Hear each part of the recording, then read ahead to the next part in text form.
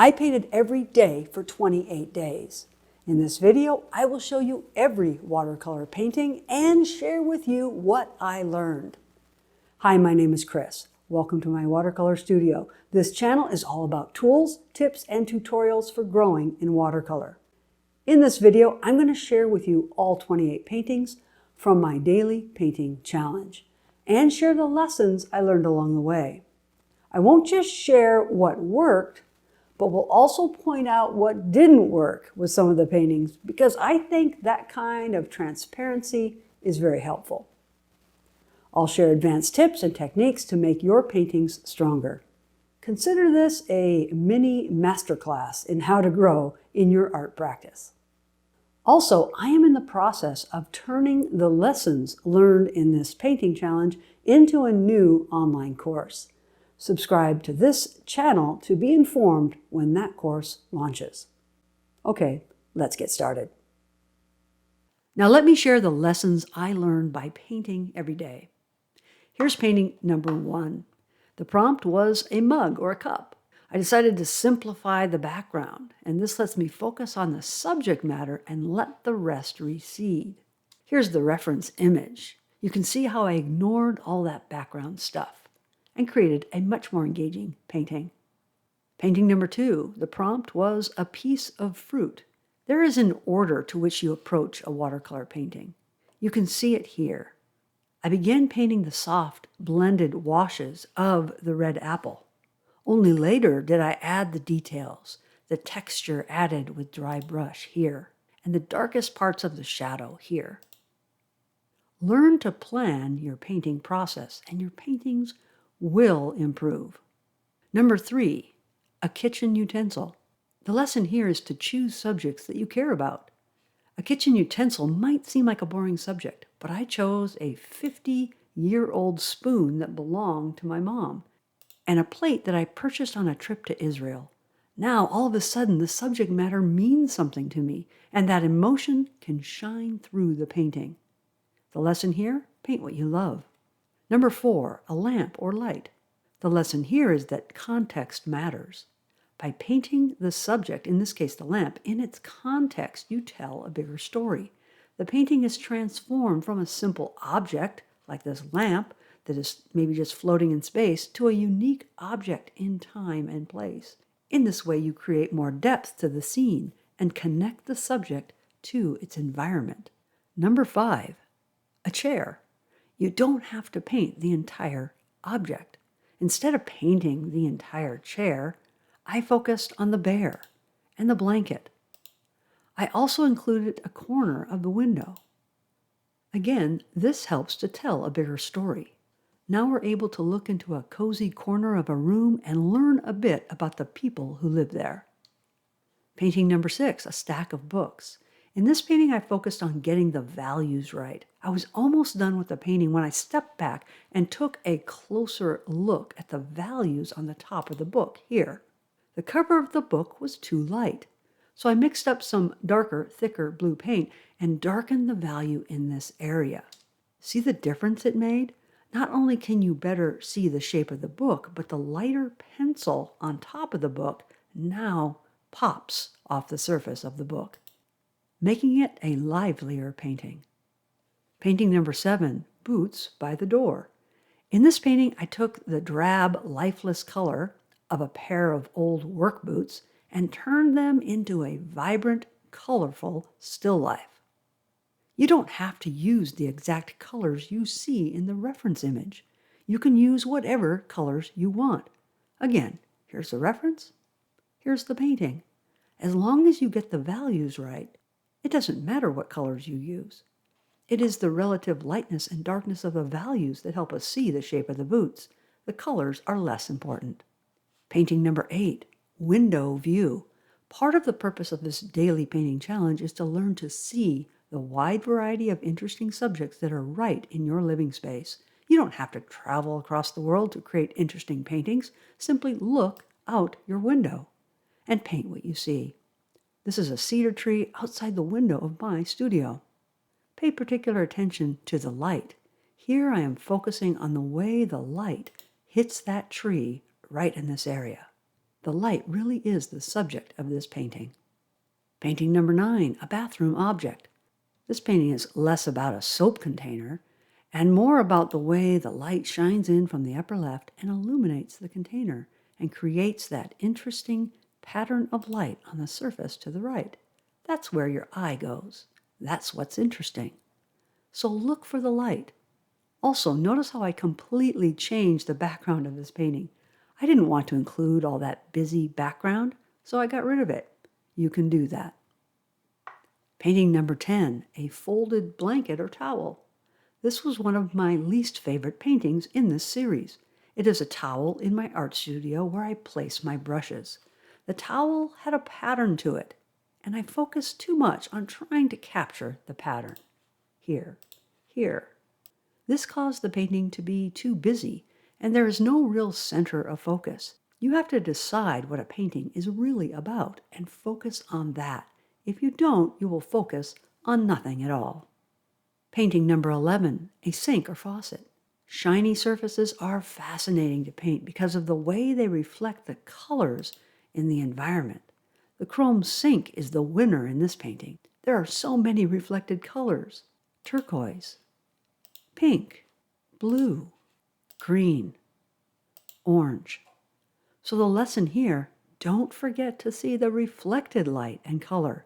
It is everywhere. Painting number 12, a glass object.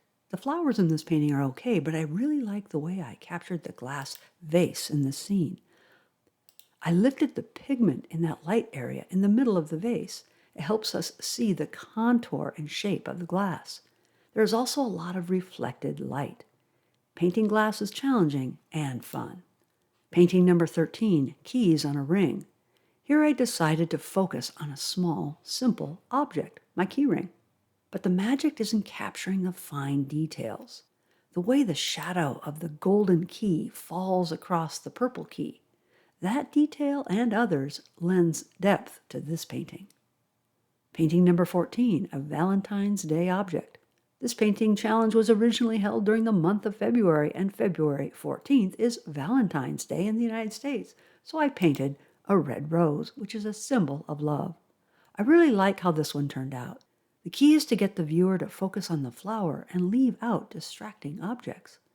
Compare the painting to the original photo reference. Not only did I ignore the background details, but I changed the color of the background to a warm, abstract mass of colors. This contrasts nicely with the cool background near the top. Both of these colors in the background let the bright red of the flower to become the focus of the painting. This is color composition at work. Number 15, a phone. I departed from my normal techniques and did this pen and ink sketch at a coffee shop. I sketched the contours of the objects with pencil, then added waterproof ink. Then finally added the watercolor washes. The ink lines give structure to the painting. This is a fun way to sketch when you are out and about. Painting number 16, a door or door handle. I went in a completely different direction here. Instead of painting a standard door, I looked for something that fit the prompt, but that had an interesting value pattern and reflected light. When I saw this handle on my wood stove, I thought, that's perfect. I zoomed in and just painted the handle. The lesson here is stop and look for really interesting value patterns and light. Don't just paint the obvious. You can train your eye to see interesting paintings almost anywhere. Painting number 17, something white. I have this beautiful white porcelain palette in my watercolor studio. It's a piece of art in and of itself. I also love all those little shadows inside each of the paint wells. Also, look at the way I captured the white in the center of the palette. It isn't really white at all. It's a gradient from turquoise on the left to pale yellow to pink on the right. White is rarely pure white.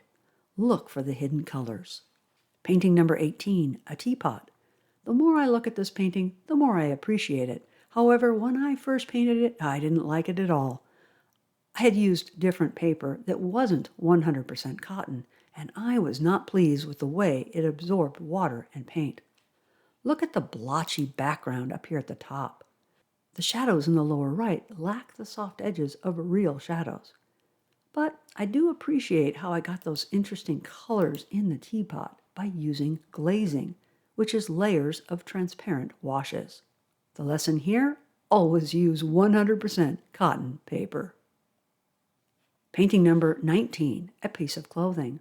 One reason why this painting works is because I captured the sense of the softness of the fabric. I wanted you to feel like you could reach out and touch that woolly softness. I used lots of soft edges to achieve that look. I lightened the overall values. As you can see, the reference image is darker. This made the sweater look like it was glowing. Painting number 20, art supplies. When I posted this painting of my palette and brushes, someone commented that they liked the loose, painterly look of this painting. I think that's what I like about it too. I'm often striving for that look, but I can't always achieve it. Why? Because it is so easy to get bogged down in the details and lose the overall subject. Remember, you're trying to capture the essence of the thing, not an exact representation of it. I find I can do this best when I paint more quickly. Painting number 21, a kitchen appliance. Well, when I look at this painting, I feel like the perspective is off a little bit. The mixer looks a little wonky, and the sugar bowl isn't right. This goes to show that the quality and accuracy of the sketch has a big impact on the painting, especially in terms of perspective, the relative size of objects, and the placement of those objects. If you get this wrong, your painting will suffer. Some ask, do you have to know how to draw to paint? I say, of course. Painting is just drawing with different tools. You should be growing in all of these skills. Painting number 22, a table setting. The more complicated a scene gets, the more challenging the painting can be. This is where a loose, impressionist treatment can be helpful. Again, don't get bogged down in every detail. Capture the big value shapes. Simplify the subjects. Get those cast shadows in there. They can add a lot. Painting number 23, a musical instrument. This painting of a wooden flute is okay, but I don't really like the shadows, and I feel like the colors got a little bit muddy. I probably should have used blues in those shadows instead of sticking with brown. That would have livened up the painting a bit. However, I do like the brighter colors in the flute. That red and green next to each other pop off the page. I tell my students they must always find something they like about their paintings. It's too easy to focus on what we don't like. That goes for all of life. Painting number 24, a bowl of fruit. This is probably one of my favorite paintings in this series. I feel like the fruit absolutely glows in this painting. I think one of the biggest reasons for that is because I have painted lots of bowls of fruit in my life. This is a subject I know well. If you want to get better at painting something, paint it over and over again. You will come to know that subject in a way that a one-off painting can never achieve. Painting number 25, food wrapper or packaging. Here is a bag of chocolate. I must have been hungry when I chose this subject. Again, I think there's a bit too much brown in this painting. Even though I was being faithful to what I was seeing, the painting would have been strengthened by adding some more colors. Thank goodness for those 3 primary color balls on the side of the package. Those saved this painting. Painting number 26, a laundry still life. I like how I captured the folds in the towel, but overall I think the lighting is a bit too harsh in this painting. I took my own advice and set up a light source to the right of the subject. This created interesting light and shadow patterns. That's good. But the painting almost has an ominous feel to it. Why? Because the light source is too low. It makes the scene look a little too dramatic for a laundry room. Of course, I guess that depends on how you feel about doing laundry. When setting up a still life, use a light source, but be careful with the angle of the light. Painting number 27, a view of a room. In this painting, I encourage everyone to choose a corner of the room and paint whatever they saw. This gives you great practice in creating accurate perspective and grounding your subject in its environment. Compare the painting to the actual scene and you'll see how I edited the composition. Remember, you should never be a slave to the reference image. Use your creative license to paint what works, not just what you see. Painting number 28. Paint a favorite subject. For the final painting in this series, I encouraged everyone to paint whatever they wanted. I chose this stellar jay because I love to paint birds. So my final lesson in this painting challenge is discover what you love to paint, study that subject, and paint it often. When you do, you will develop a set of skills and a level of familiarity with the subject that will enrich your paintings for years to come. So, did you participate in this daily painting challenge? If so, I'd love to hear some of the lessons that you learned. You can add them to the comments section below. If you would like to participate in the challenge on your own, you can download the list of daily prompts from my website. I will leave the direct link to the daily painting challenge in the video description below. I trust if you do so, you will come away with your own lessons learned. One last thing, if you haven't already done so, please consider subscribing to this channel. I'm getting really close to the big milestone of 100,000 subscribers, and you can help me reach that goal. Thank you for your support. Thanks for watching. Have a great day and keep on growing in watercolor.